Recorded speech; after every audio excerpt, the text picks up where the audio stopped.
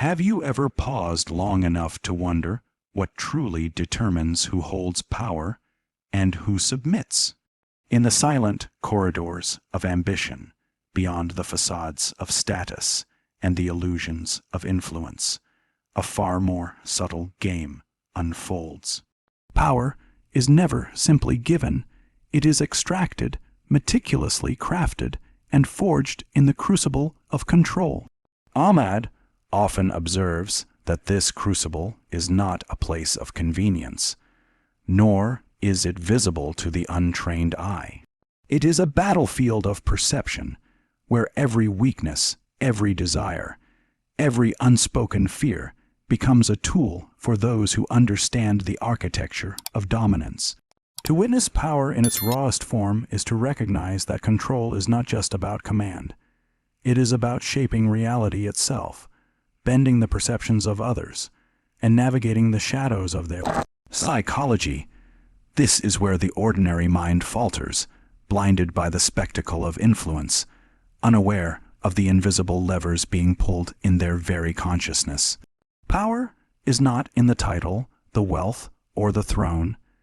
It is in the silent mastery of human response, in the manipulation of trust and fear, in the patient cultivation of conditions that make others act without realizing they have been guided.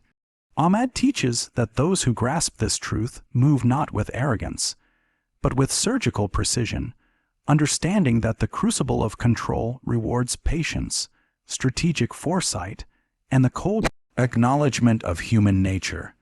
In this crucible, fear is currency. Those who understand fear, both their own and that of others, wield it like an invisible blade. Ahmad's perspective reveals that the most dangerous players are neither the loudest nor the most violent, but those who patiently observe the tides of desire and insecurity, striking only when currents are perfectly aligned. Every interaction becomes a subtle negotiation of dominance. A word withheld, a glance extended, a promise unfulfilled. Each act resonates far deeper than the obvious. Here, manipulation is not a dirty trick.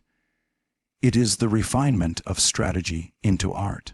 Humans are inherently malleable, drawn by validation, repelled by rejection, and constantly negotiating the tension between their own ambition and their fear of loss.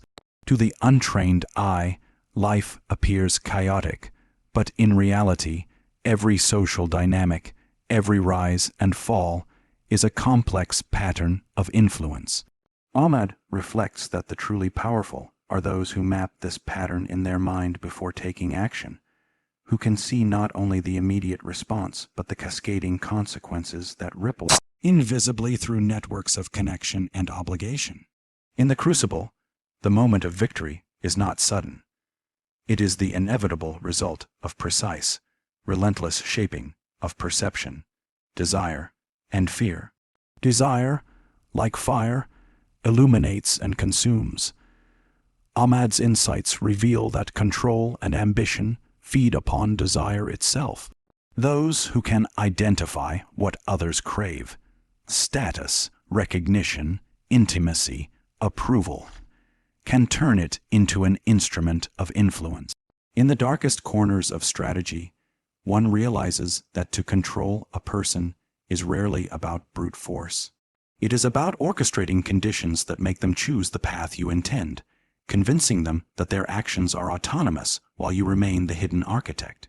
Every human carries a blueprint of their own motivations, and every decision is influenced by the tension between what they want and what they fear.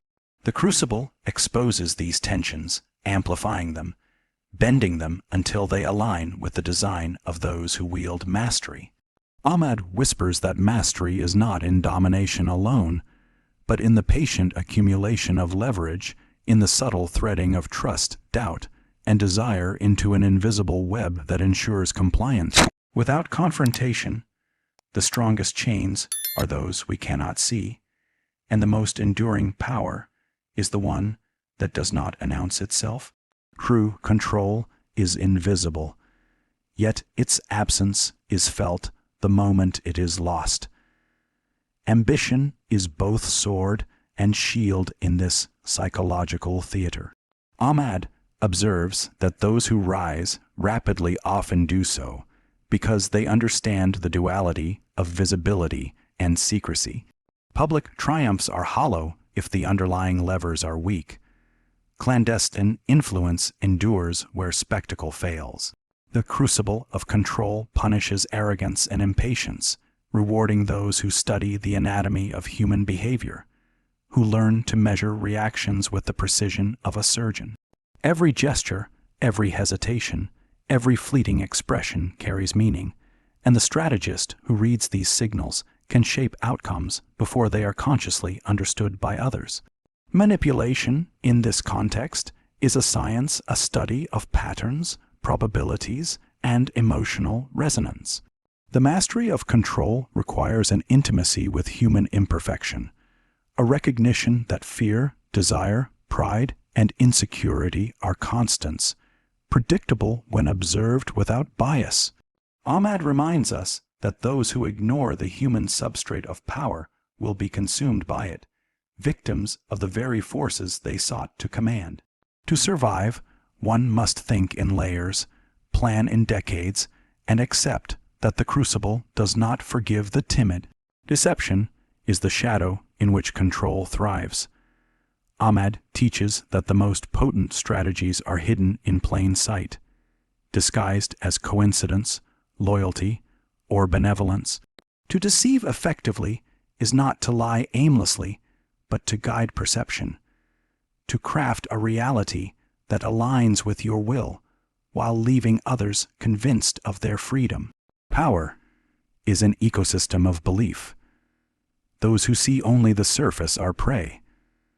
Those who navigate beneath it are architects. Every interaction becomes a chessboard of psychological leverage.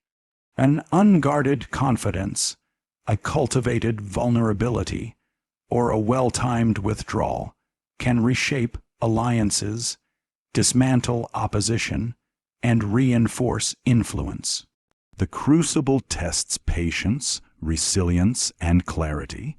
The mind that masters this forge understands that human behavior is not erratic chaos. It is a predictable system, influenced by history, expectation, and emotion.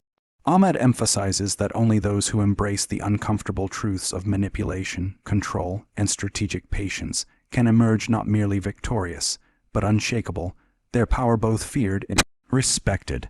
And yet, power is hollow without awareness. Control without insight is fleeting.